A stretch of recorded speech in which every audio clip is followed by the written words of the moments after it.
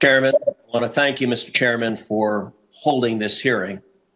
The three witnesses we have before this committee today collectively pose, I believe, the single greatest threat to free speech in America and the greatest threat we have to free and fair elections. Yesterday, I spent a considerable amount of time speaking with both Mr. Zuckerberg and Mr. Pichai. I have concerns about the behavior of both of their companies. I would note that Facebook is at the minimum at least trying to make some efforts in the direction of defending free speech. I appreciate their doing so. Google, I agree with the concerns that Senator Klobuchar raised. I think Google has more power than any company on the face of the planet. And the antitrust concerns are real. The impact of Google is profound. And I expect we will have continued and ongoing discussions about Google's abuse of that power and its willingness to manipulate search outcomes to influence and change election results. But today, I want to focus my questioning on Mr. Dorsey and on Twitter. Because of the three players before us, I think Twitter's conduct has by far been the most egregious. Mr. Dorsey, does Twitter have the ability to influence elections? No. You don't believe Twitter has any ability to influence elections? No, we are one part of a spectrum of communication channels that people have. So you're testifying to this committee right now that Twitter, when it silences people, when it censors people, when it blocks political speech, that has no impact on elections? People have choice of other communication channels with which. Not if they don't hear information. If you don't think you have the power to influence elections, why do you block anything? Well, we have policies that are focused on making sure that more voices on the platform are possible. We see a lot of abuse and harassment, which ends up silencing people and having them leave from the platform. All right, Mr. Dorsey, I find your opening questions, your opening answers absurd on their face. But let's talk about the last 2 weeks in particular. As you know, I have long been concerned about Twitter's pattern of censoring and silencing individual Americans with whom Twitter disagrees. But 2 weeks ago, Twitter, and to a lesser extent Facebook, crossed a threshold that is fundamental in our country. 2 weeks ago, Twitter made the unilateral decision to censor the New York Post in a series of 2 blockbuster articles, both alleging evidence of corruption against Joe Biden, the first concerning Ukraine, the second concerning communist China. And Twitter made the decision, number one, to prevent users, any user, from sharing those stories. And number two, you went even further and blocked the New York Post from sharing on Twitter its own reporting. Why did Twitter make the decision to censor the New York Post? We had a hack materials policy that we. When was that policy adopted? In 2018, I believe. In 2018, go ahead. What was the policy? So the policy is around limiting the spread of materials that are hacked. We didn't want Twitter to be a distributor for hack materials.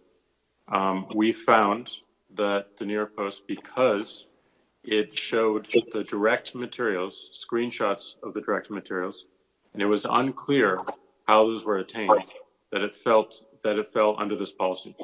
Now, so in your view, if it's unclear the source of a document, in this instance, the New York Post documented what it said the source was, which it said it was a laptop owned by Hunter Biden that had been turned into a repair store.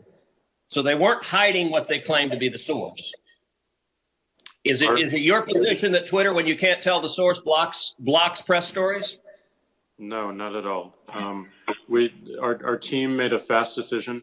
The enforcement action, however, of blocking URLs, both in tweets and in DM, in direct messages, we believe was incorrect. And we changed it. Today, right now, the New York Post is still blocked from tweeting 2 weeks later. Yes, they have to log into their account, which they can do at this minute, delete the original tweet, which fell under our original enforcement actions, and they can tweet the exact same material in the exact same article, and it would go through. So, Mr. Dorsey, your ability is you have the power to force a media outlet. Let's be clear. The New York Post isn't just some random guy tweeting. The New York Post has the fourth highest circulation of any newspaper in America. The New York Post is over 200 years old. The New York Post was founded by Alexander Hamilton. And your position is that you can sit in Silicon Valley and demand of the media that you can tell them what stories they can publish, and you can tell the American people what reporting they can hear. Is that right?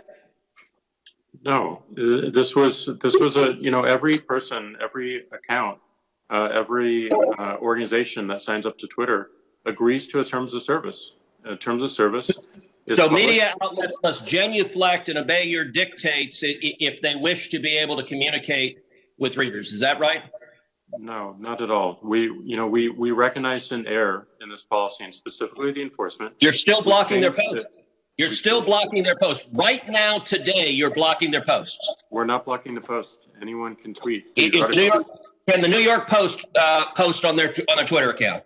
If they go into their account. No is your answer to that. No, unless they genuflect and agree with your dictates. Let me ask you something. You claimed it was because of a hacked materials policy. I find that facially highly dubious and clearly employed in a deeply partial way. Did Twitter block the distribution of the New York Times' story a few weeks ago that purported to be based on copies of President Trump's tax returns? We didn't find that a violation of our terms of service and this policy in particular because it was reporting about the material. It wasn't distributing the material. Okay, well, that's actually not true. They posted what they purported to be original source materials, and federal law, federal statute makes it a crime, a federal felony, to distribute someone's tax returns against their knowledge. So that material was based on something that was distributed in violation of federal law, and yet Twitter gleefully allowed people to circulate that. But when the article was critical of Joe Biden, Twitter engaged in rampant censorship and silencing. And again, we recognized errors in that policy. We changed it within 24 hours. This is. But you're still blocking the New York Post. You haven't changed it. We have changed it. They can log into their account, delete the original tweet. That was you forced a Politico reporter to take down his post about the New York Post as well. Is that correct? Within that 24-hour period, yes. But we, as the policy has changed, anyone can tweet. So Twitter takes the view you can censor the New York Post, you can censor Politico, presumably you can censor the New York Times or any other media outlet.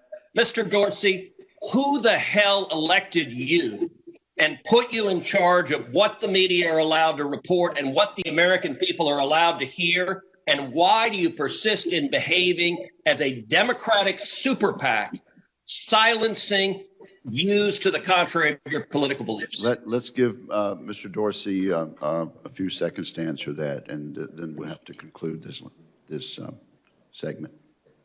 Well, we're not doing that, and this is why I opened this hearing with calls for more transparency. We realize we need to earn trust more. We realize that more accountability is needed to show our intentions and to show the outcomes. Thank you, Senator. So I hear the concerns and acknowledge them, but we want to fix it with more transparency. Thank you, Senator Cruz.